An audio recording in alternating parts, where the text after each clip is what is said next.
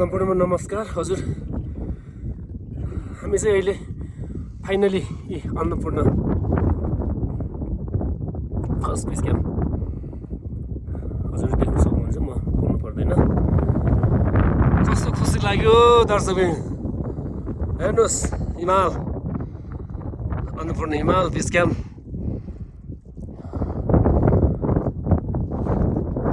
बादलको फुलहरू फल्किसके, बादल आउँदैछ, त्यही भएर म चाहिँ अलिक पाठो भएर चाहिँ तब भिडियोहरू बनाइराखेको छु।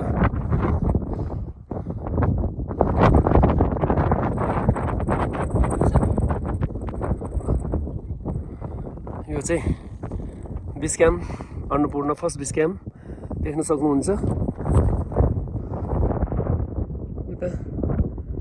अनि यताबाट यता हुँदै यो हिउँको फुल फक्रिएको निर हिउँको डोङ्गुरनिर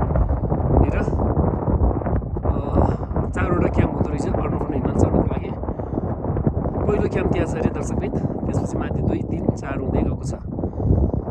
अहिले ढिलाइ आए पनि कस्तो अहिलेसम्म बादल लागेको छैन, हिउँ छ, हिउँको फुलहरू चाहिँ यस्तो हिमालको जरामा आएर यसरी फुल्न पाइयो, एकदमै भाग्यमानी ठानिराखेको छु दर्शकबिन। कस्तो खुसी लाग्यो हेर्नुहोस्,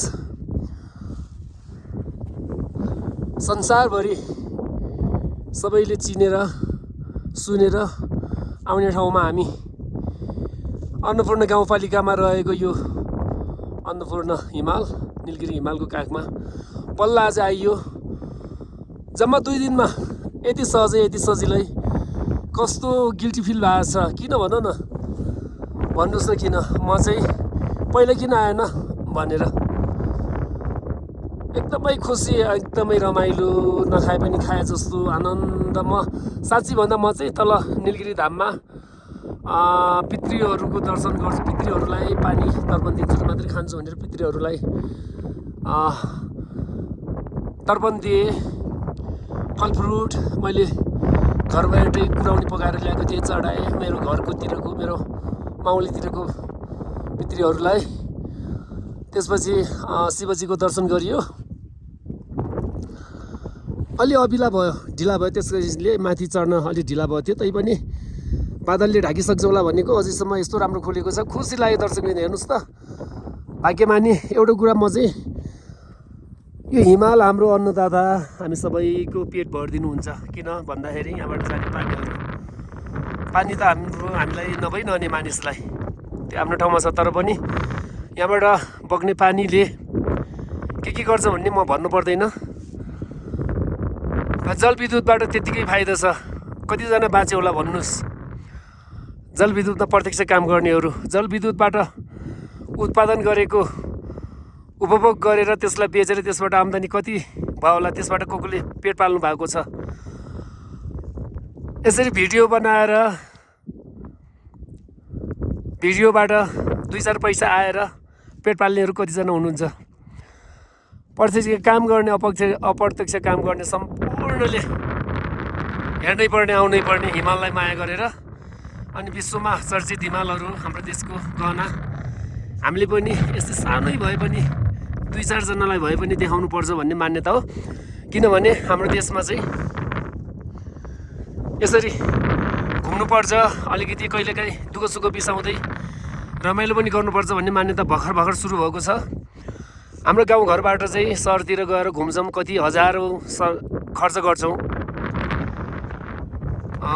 त्योभन्दा यहाँ आएर यसरी सहजै तरिकाले त्योभन्दा कम पैसा तिरेर नार्सिङबाट मात्रै 2 दिनमा आएर यस्तो रमाइलो ठाउँमा आउन सकिन्छ। तर पोखरातिर पनि पैसा खर्च गर्ने होइन भने होइन, गर्नुपर्छ, रमाइलो गर्नुपर्छ। एक बारको जिन्दगी हो, कमाउनु पर्छ, रमाउनु पर्छ, तर जोसमा होस गुमाएर होइन भन्न चाहन्छु म। मरि लानु के छ, 2 दिनको जिन्दगी एकचोटि जानु छ, आएपछि त्यो सबैलाई थाहा छ, लानु केही छैन। आफ्नो कमाइ अलिअलि छ भने गर्न सकिन्छ भने 2-4 पैसा गोजीमा नीलगिरी बेस क्याम्पसम्म आउनको लागि त्यति खर्च छैन। तपाईँहरू विचार गर्नु। नार्सिङबाट माथि 2 दिनमा आएको छ हामी। नार्सिङबाट हुमखोलासम्म गाडीमा आछौँ, त्यसपछि हुमखोलाबाट माथि आएर बिचमा पास बसेर यहाँ आयो।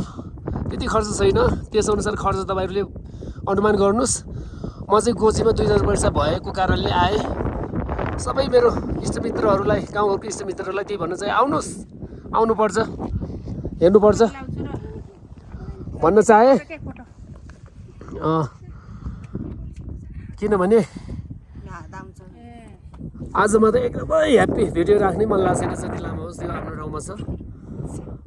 हजुरहरूले झिजो मान्नुहोस् नमान्नुहोस् आफ्नो ठाउँमा छ। मलाई झिजो लागेको छैन, मलाई खुसी लागेको छ, आनन्द आएको छ। हिमालको काखमा आइपुगेका छौँ, शिवजीको काखमा आइपुगेका छौँ भन्दा पनि हुन्छ। किनभने सनातन धर्मअनुसार कैलाश पर्वतमा बसी विराजमान गर्नुहुन्छ भन्ने सुनिन्छ। त्यसैले गर्दाखेरि बुझिएछ, त्यो पनि बुझौँ हामीले। धर्म सबैलाई मान्नुपर्छ। म सबै धर्मको आशा राख्छु, सबैलाई म मान्छु, त्यही भन्न चाहे। यति भन्दै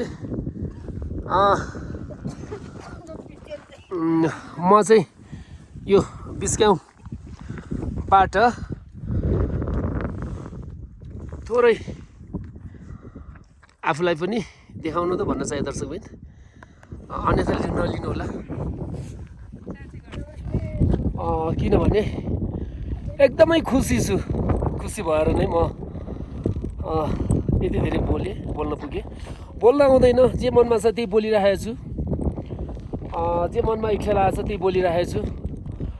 मेरो आवाजबाट हजुरहरूलाई केही नराम्रो असर पर्न गएछ भने म मनैदेखि क्षमा चाहन्छु। त्यही भन्न चाहन्छु, सधैँ चाहिँ हजुरहरूले माया दिनुहोस्, आशीर्वाद दिनुहोस्।